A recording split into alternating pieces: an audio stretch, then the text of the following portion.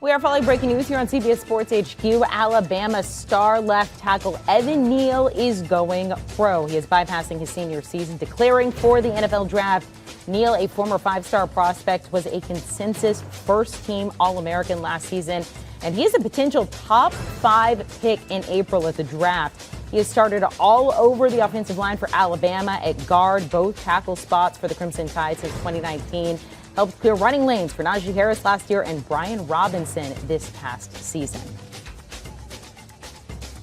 Taking a look at Ryan Wilson's latest mock draft now. Evan Neal right now, he has him going 4 to the Jets, giving some protection there for Zach Wilson. He's had him as high as number 1, though, going to the Jags. For more on that, let's welcome in Ryan Wilson. Welcoming in Ryan Wilson to talk about the breaking news here. Evan Neal declaring for the NFL draft. Not surprising, Ryan, but I mean, this is one of the top kids we're watching in this draft. Absolutely, Amanda. And it all started last summer when we saw the viral video of him doing that box jump at over 300 pounds. He made it look like he was a 185-pound gymnast. So that's what got us going. And then, of course, the way he played this year was absolutely impressive. We heard Scott Pioli talk about this a few days ago on HQ, that while he is a specimen physically and he does everything you want an offensive lineman to do, there were times this season where he wasn't exactly lights out. And that happens with young players. That's not necessarily a surprise. And it's part of the reason why I have him as my 1B in terms of my top offensive tackle. First, I have Ikwanu out of NC State, but right behind them, and it's a hair's difference, is Evan Neal, who played left tackle this season for Alabama. We know they made it to the national title game and had that thing close until the end there. Prior to that, he played right tackle. He's also played left guard. It's an offensive line factory at Alabama, so it's no surprise that he moved around as he made his way through that program.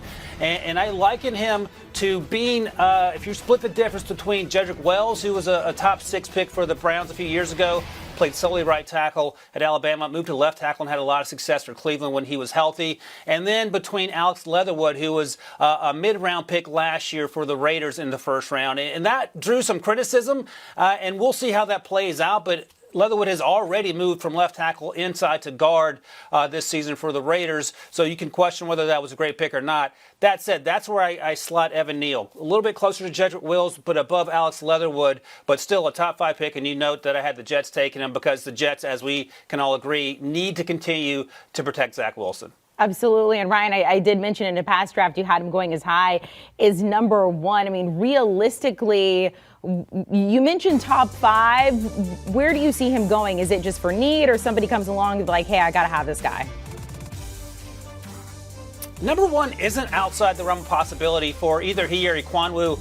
And I say that because the Jaguars, as we sit here, have the first overall pick, and the best player on my board is Aiden Hutchinson, and other folks it might be Kayvon Thibodeau, but it's going to be one of those edge rushers.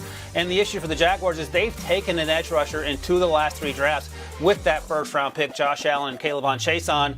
They need to protect, to repeat the theme, they need to protect Trevor Lawrence, and he struggled staying upright as a rookie, and there were a lot of issues on that offense. So they may choose to go in a direction where it feels like a quote-unquote stretch to take an Evan Neal there or an Ikwanu there with that first overall pick, but it feels a huge need, and you can say it's a stretch, but we see quarterbacks overdrafted all the time. We know what Ikwanu can do. We know what Evan Neal can do because we've seen them do it week in and week out at a high level. And by the way, when you play in the SEC, you're playing against a bunch of dudes who are going to be in the NFL. So there's an easy translation from SEC football to the next level, whereas if you're an FCS player or perhaps playing at a smaller school, Division I, there's some math you have to figure out there. So while I wouldn't take Evan Neal first overall in terms of how I have my board currently set up, it makes a ton of sense if you're a team with a franchise quarterback who took a ton of hits as a rookie, Trevor Lawrence, and you want to find ways to make his life a little easier going forward. Ryan, I know those box jumps inspired you, and we ask you to please not do that. You are not Evan Neal, even though he is about 6'7", 350, 360 there, flirting with it. Ryan Wilson, we appreciate it. We'll continue to check in for your latest mock drafts, which, by the way, you can find at cbssports.com. The latest one right now having Evan Neal going 4th overall to the Jets. Gearing up for your Super Wild Card weekend, make sure to download and follow the Pick 6 podcast, giving you previews on all of the storylines, also some betting advice as well. Do you want a sports network that delivers everything that matters about the game? The highlights, the picks, the instant analysis, no yelling, no fake debates, no politics. Hit the subscribe button and never miss a moment.